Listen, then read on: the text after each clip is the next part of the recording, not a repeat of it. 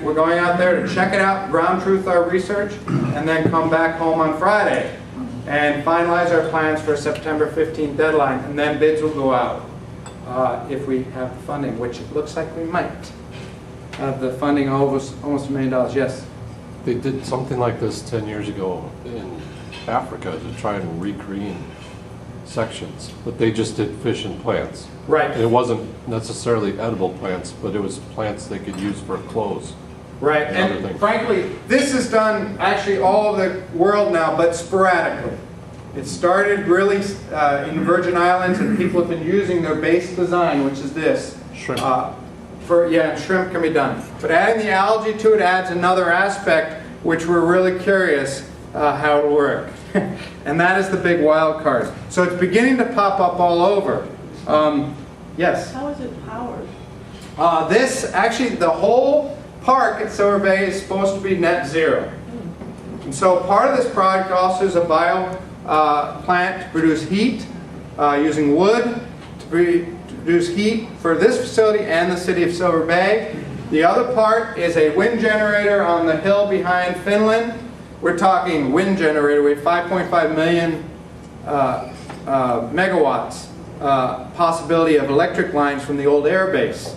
And it's looking at a very promising wind site. So that's the other aspect, that its potential within 5 years we could have a couple of huge wind plants on the top of the hill, second largest hill in Minnesota, in Finland.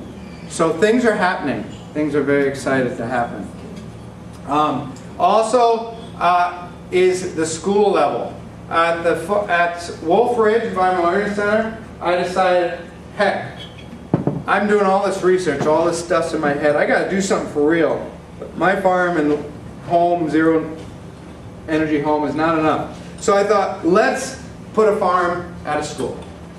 And when I looked at the numbers, I said, I can't start selling them vegetables because it won't work. The paradigm doesn't work because it's too cheap right now. So we looked at all their production, what they needed to consume, how much they consume throughout the year of the different things, looked at the acres it would take. I'm proposing a farm here at this location right on the road coming to the facility where we could grow it, and we'll be creating hopefully a balanced, break-even farm where the education is the profit with workers. And we look through how we grow it, the different crop rotations. We've got silviculture. We'd be using egg production, fish, and all their vegetables would be produced through this facility. And the first phase is $68,000. So to get it working, it's $68,000. With a new spader that's used in Europe, much better to the soil, and greenhouses, and the whole thing. We'd also have that one fish operation, similar to the one in Silver Bay, that would provide the fish. So if anyone has $70,000 they'd like to start a farm, here it is. And it'll be something else. The board of the school has given me the nod. So now I just got to find the money. Now, is this new stuff? Can anyone tell me when they think this picture was taken and where? 30s. 30s. Yeah, 30s. This is one of the school districts in the Twin Cities. My goodness. What an incredible gem this photo is. So we're not reinventing the wheel. It'll be different. This was I think in the 30s. And I can't recall where it was, but it was one of the school districts in the city. One of the things I wanted to point out was education. I don't know, you probably didn't hear Paddle for the Planet, but the reason why I wanted to bring it up especially here is because Piragis gave us their canoes for the trip. This group of students, I'm going to press this because I think it takes a while to go, from Scattergood Friends School, and my son's there. I taught with them down a block before, and then we went onto the river, and we decided we were going to teach and paddle going down the river. And they were going to study different aspects of the river and then share them with the groups. And the two themes were energy and agriculture. So we started in Itasca at the end of April, and we traveled all the way down to St. Paul, 518 miles, and it was very challenging, especially for a couple of our students. These two are from the south. And you know, the end of April, early May, although March and April were really warm, the end of April, as soon as we start, it was dry, drought in Finland, I don't know, was here. The day after we got on the river, it just started to rain for 10 days. And it was 37 degrees, and the water was 40 degrees. And so we actually spoke to directly about 1,000 students in Aiken, St. Cloud, Grand Rapids, and then down in the Twin Cities. And about 1,000 adults as well. And then we were on the TV news. Piragis canoes got all sorts of a beating. Steve gave us brand new, we had to cut the wrapping off this stuff. And I was like, what is he thinking? You know, it was the end of the drought in the upper Mississippi. It was all along the way. But it also snowed on us. And we went 11 miles this day, we were going to go 25. We pulled off because 3 of the 7 were entering hypothermia, including the other instructor. Fortunately, my son was on, along with this other guy, Jemiah, a student who also kind of a wild guy. He's a wild guy. Eating edibles, wild edibles, the whole thing. They were both really sharp. I just moved stuff while they heated water, put the water in the sleeping bags. Everyone was in one tent. It was brutal. And then we sat there and it snowed all day, about 10 inches on us, outside of Grand Rapids.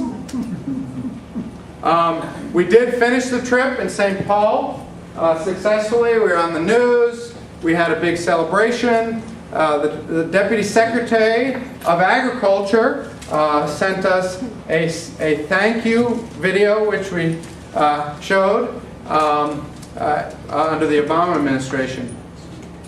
So I guess what I'd say to the question of how can we do this, it's like many of our solutions that are coming today, it's multifaceted. And outside issues are probably going to help determine changes more than all the work we're doing locally. All the work we're doing locally will be ready for those outside issues to allow it to happen. I remember, you know, studying Gandhi. Actually, that was my major in college. And one of the things he said, change was like a spoonful of curd in a vat of milk. The next morning, the milk doesn't even know what hit it. All of a sudden, it's yogurt. It didn't think about it. It just became yogurt without knowing, and it was just a small amount of curd. And for years, people have been this curd in this vat of milk for years and years and years. I'm like, what's wrong with his scenario? Anyone know what's the missing ingredient? Which, of course, in India you wouldn't think about. Heat. Temperature. The temperature hasn't been right. For years and years, we've been the kids on the hill living with solar and wind power. Cute. But 3 years ago, when gas went up to $4 a gallon, the temperature got right. And now you can go into any circle and talk about renewable energy. Any circle, and it's not a whoa issue. A lot changed. But you know, for 22 years we've been living there, but it took all of a sudden, boom, 3 years. And boom, everything's changed. Silver Bay is putting in a fish plant algae facility in a net zero green park. So I'll say yes, the conditions are tough to move towards a local system. We need processing plants. We need freezer lockers. We need all sorts of distributive infrastructure. But all this work and all things that are going on, like this project, like the school, like all the different UMD farms going to start up again. All these different things are poised for the next temperature rise to get it just right for that curve. And so I think we can't take it separate from that outside external thing, whether it's policy, whether it's environmental, whether it's political, war, or other things. There are some other things that are going to determine when those economics start playing. And one other thing before I go on, you know, there's a couple ways I've told my boys, don't worry.